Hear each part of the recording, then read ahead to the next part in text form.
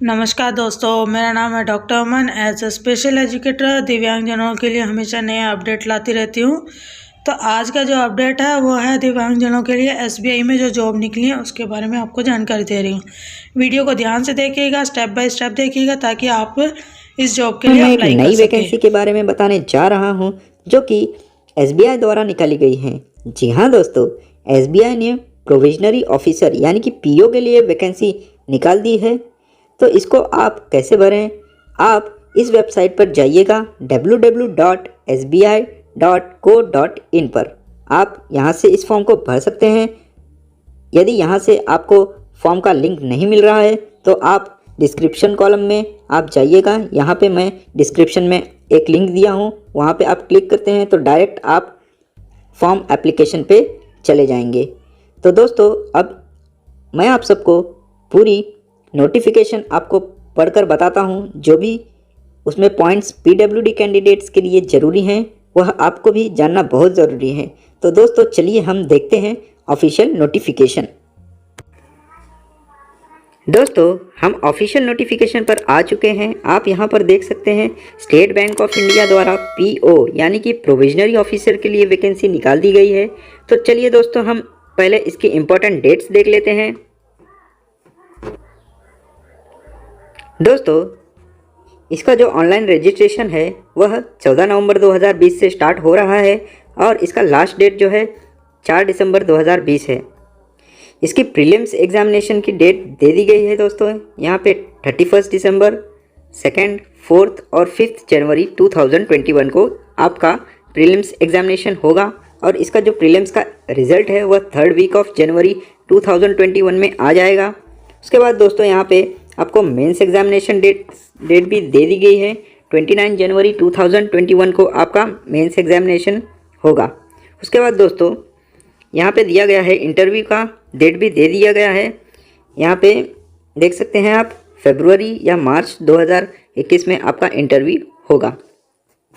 तो दोस्तों, हम यह सब रहा डेट्स के बारे में। अब नीचे आते हैं, यहाँ पर वैकेंसीज देख लेते हैं दोस्तों।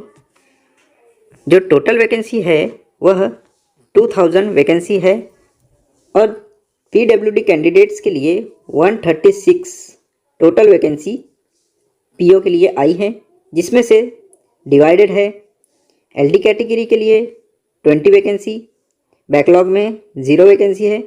वीआई कैटेगरी के लिए 20 वैकेंसी, बैकलॉग में 0 वैकेंसी है।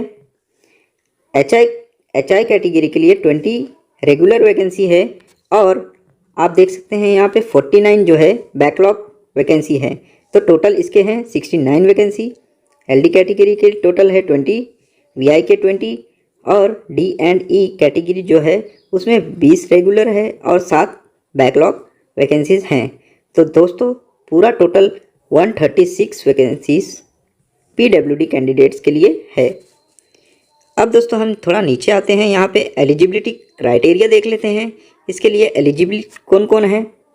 तो दोस्तों मैं बता देना चाहता हूँ, आपकी क्वालिफ़िकेशन जो है इसमें ग्रेजुएशन होना अनिवार्य है। अगर आप ग्रेजुएट हैं, वह भी यहाँ पे आप डेट देख सकते हैं 31 दिसंबर 2020 से पहले आप ग्रेजुएट यानी कि आपका रिज़ल्ट आ चुका है तो आप इस फॉर्म को भर सकते हैं। तो इसमें ग्रेजुएट होना बहुत ज़रूरी है दोस्तों। अब दोस्तों हम देखते हैं इसके एज लिमिट के बारे में। तो दोस्तों यहाँ पे 21 ईयर्स के यदि आप हैं तो आप इस फॉर्म को भर सकते हैं। यहाँ पे दिया गया है दोस्तों, ये रहा। 21 ईयर्स से आप नीचे नहीं होने चाहिए और 30 साल से ऊपर जनरल कैटेगरी के लिए है। 30 साल अनिवार्य है, यानी कि 30 से ऊपर नहीं होना चाहिए जनरल कैटेगरी। अब बात करते हैं पीडब्ल्यूडी कैंडिडेट्स के लिए मैक्सिमम लिमिट एज की क्या है। तो दोस्तों इसमें अलग अलग कास्ट के वाइज पीडब्ल्यूडी का भी अलग अलग रिजर्वेशन है। जैसे कि यदि आप जनरल कैटेगरी में पीडब्ल्यूडी कैंडिडेट हैं तो 10 ईयर्स का रिलैक्सेशन है, यानी कि आप यदि 40 साल के हैं तो इस फॉर्म को भर सकते हैं। और आप पीडब्ल्यूडी प्लस ओबीसी कैटेगरी में हैं तो यहाँ पे 13 साल का रिलैक्सेशन है, यानी कि 43 ईयर्स तक आप ओबीसी कैटेगरी के हैं तो भर सकते हैं। और दोस्तों यदि आप पीडब्ल्यूडी प्लस SC और ST कैंडिडेट आ रहे हैं तो आपको 15 ईयर्स यानी कि 45 ईयर्स तक के आप हैं तो इस पीओ फॉर्म को भर सकते हैं। दोस्तों अब हम नीचे थोड़ा आते हैं। यहाँ पे PWD की कैटेगरीज दी गई है, कौन कौन से व्यक्ति इस फॉर्म को भर सकते हैं। तो सबसे पहली कैटेगरी आती है दोस्तों LD कैटेगरी, लोकोमोटर डिसेबिलिटी। अब इसमें कौन कौन से व्यक्ति आते हैं? Cerebral palsy, leprosy cured, dwarfism, muscular dystrophy और एसिड अटैक विक्टिम इसके अंदर आते हैं। अब दिया गया है लोकोमोटर डिसेबिलिटी में सब कैटेगरी दी गई है जो कि यह फॉर्म भर सकते हैं, जैसे कि OA यानी कि 1 आर्म अफेक्टेड, एक हाथ अफेक्ट राइट या लेफ्ट हो तो भर सकते हैं। 1 लेग अफेक्टेड राइट या लेफ्ट कोई भी। उसके बाद OAL यानी कि 1 आर्म, एक आर्म और 2 लेग अफेक्टेड हैं तो भी आप इस फॉर्म को भर सकते हैं। बोथ लेग अफेक्टेड और बट नॉट आर्म यानी कि हाथ अफेक्ट ना हो, दोनों पैर अफेक्ट होंगे तो इस फॉर्म को भर सकते हैं। उसके बाद दोस्तों यहाँ पे सब कैटेगरीज दी गई है। लिप्रोसी क्योर्ड वाले व्यक्ति भर सकते हैं, cerebral palsy, dwarfism, muscular dystrophy वाले व्यक्ति इस फॉर्म को भर सकते हैं। उसके बाद एसिड अटैक विक्टिम। उसके बाद विजुअल कैटेगरी में 2 कैटेगरी आती हैं, ब्लाइंडनेस यानी कि फुल ब्लाइंडनेस और लो विजन यानी कि लो विजन जिसकी होती हैं वह इस फॉर्म को भर सकते हैं। हियरिंग इम्पेयर्ड वाले व्यक्ति भी दो कैटेगरी आती है, डेफ और हार्ड ऑफ हियरिंग वाले व्यक्ति इस फॉर्म को भर सकते हैं। उसके बाद दोस्तों लास्ट कैटेगरी है D एंड E कैटेगरी। दोस्तों D एंड E कैटेगरी में special learning disability, mental illness और मल्टीपल डिसेबिलिटी वाले व्यक्ति D एंड E कैटेगरी में आते हैं। दोस्तों अब मैं आप सबको स्क्राइब के बारे में बताता हूँ। स्क्राइब के कुछ गाइडलाइन SBI द्वारा दी गई है, वह देख लेते हैं।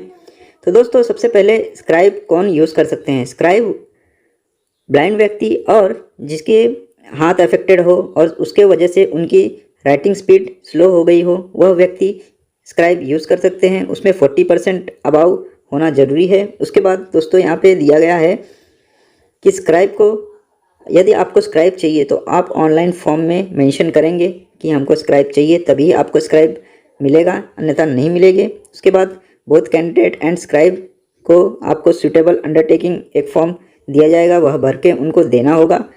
स्क्राइब जो भी होगा आपका उसका ID प्रूफ देना होगा और फ़ोटो देना होगा। उसके बाद दोस्तों यहाँ पे 20 मिनट एक्स्ट्रा स्क्राइब जो भी व्यक्ति लेके जा रहे हैं उनको मिलेगा। उसके बाद दोस्तों यहाँ पे दिया गया है कि स्क्राइब खुद कैंडिडेट को अरेंज करना होगा, वहाँ पे स्क्राइब आपको दिया नहीं जाएगा, आपको खुद अपने तरफ से स्क्राइब लेकर जाना होगा। उसके बाद दोस्तों यदि आप यहाँ पे अगर आप स्क्राइब एलिजिबल नहीं है फिर भी स्क्राइब लेके अगर जाते हैं तो आपको डिस्क्वालीफाई आगे जाकर कर दिया जाएगा। उसके बाद दोस्तों यहाँ पे दिया गया है कि any candidate who is using scribe is eligible to use scribe in the examination as per the guideline. जो भी गाइडलाइन दी गई है उसी के तहत आपको स्क्राइब यूज़ करना है। तो दोस्तों यह रही पूरी गाइडलाइन स्क्राइब के बारे में।